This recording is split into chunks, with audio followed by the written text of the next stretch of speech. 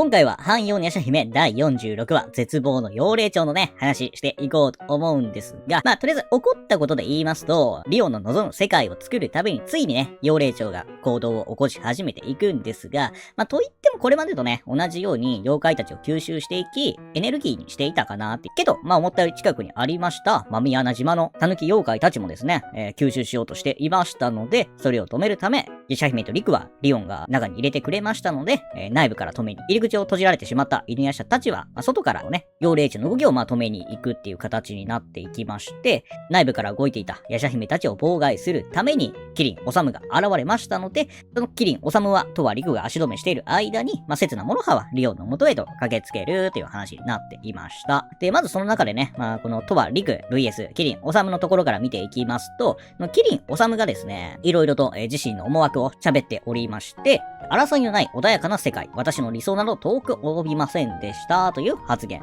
これはそのリオンが争いのない世界と言っていただけなのに、それを妖怪がいない世界だとキリン・オサムが勝手に拡大な解釈をしただけなのか、それかもう一つ、本当に全ての妖怪を滅ぼすこと自体、キリン先生が考えたんではなく、リオンが提案していたんだというようにも聞こえる。でもこれまでのリオンさんの行動から、急に妖怪を全て滅ぼすことを提案するなんて、ちょっと考えられないんだけど、リオンさんってどこか本心をね、隠してる部分はあったかなという。別に悪事を企んでいる様子ではなかったんですが、そもそも妖怪の本文といえば弱肉強食な気がしますので、言葉には発していませんが、リオンの心内に秘めた妖怪としての本質だけを、妖霊蝶とキリン・オサム、リオンが今、絵にしがね、繋がっている状態ですので、それを通してキリン・オサムは汲み取ってしまった結果が、この行動だったりするのか、どうかわかりませんが、とりあえずキリン・オサムはリオンが望んでいることだと本気で考えており、これまでは妖怪だけだったが、さらにこの醜い心を持つ人間をもですね、リオンの理想にはふさわしくないので、これからリオンとキリン・オサムで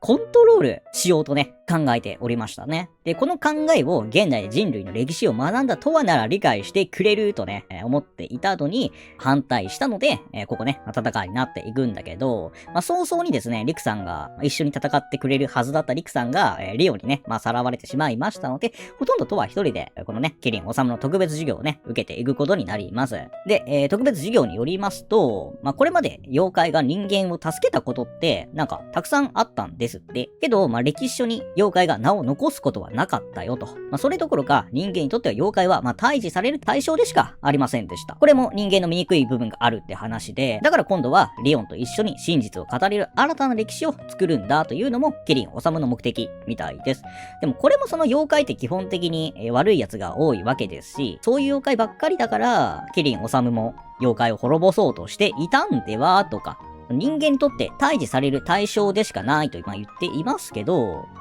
座敷わらしとかね、最近で言ったらアマビエさんとか、いい妖怪としてね、語られているのもいるので、キリン先生の言葉っていうのは、部分ではね、わかるところもあるんですが、全体を通すとね、共感できないところも多いと思われます。で、とりあえずね、戦いに戻るんですけど、今回の戦い的には、キリン・オサムの残政権に、トバさんは妖力を吸われてしまい、黒髪になってしまいますが、その状態でも案外ね、キリン・オサムの攻撃をかわしていたんですけども、妖力のない状態ですので、なかなかピンチというか、どうなってしまうのかなというところでございます。次に、刹那モロハさんなんだけど、リオンの元へね、無事たどり着いたわけなんですが、リオンは私に近づくなと、エニシの糸でね、これ攻撃をしてきます。でも、エニシの糸を普段見えないモロハに可視化できるだけではなく、そのモロハのクリカラ丸もね、軽く弾くほど固く攻撃に使えていたのは、それほどにね、リオンのエニシっていうのは強いつながりがあったっていうのを表していると思われるんですが、なんとかですね、刹那の指示とゆかりの断ち切り、そして、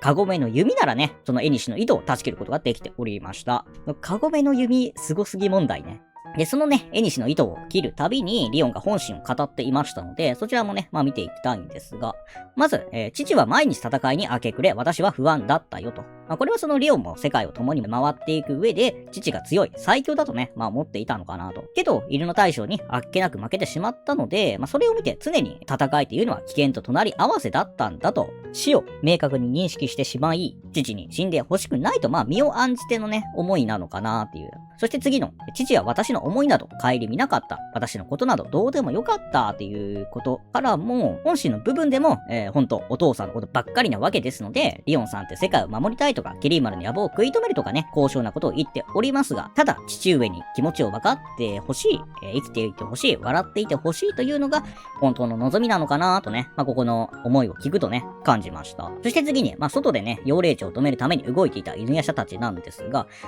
みんなでね、協力して妖霊蝶を結び山の上に誘導し、結界を張り、封じ込めておりましたね。で、あと特に言葉では出していなかったんですが、カゴメとミルクが協力して張った結界、この強力な結界が、千日行の成果でいいんですかね。一応その妖霊蝶っていうのはね、世界を滅ぼしかねない妖怪みたいですので、それを封じ込めるだけでも、相当なね、力が必要なはずですし、そもそもあと2話しか夜叉姫がありませんので、正直ここが犬夜叉たちの最後の活躍ポイントなのではと考えると、これがやっぱ成果なんかなーって思いがあります。そして、最後にですね、麒麟丸と殺生丸の戦いなんですが、僕めちゃくちゃね、ここを楽しみにしていたんですよ。やっぱりやっとね、この二人の決地が見えるっていうところと、いろいろね、麒麟丸っておかしいことをしでかしていたわけですが、強者との戦いにおいてだけは邪魔がなければですね、真摯に取り組んでくれるだろうと、思っていました。しかし、今回ちょっと気になってきましたのが、麒麟丸が戦場に女子供を連れてくるなと、犬の大将の言葉を知らぬのかと言って、林邪剣をね、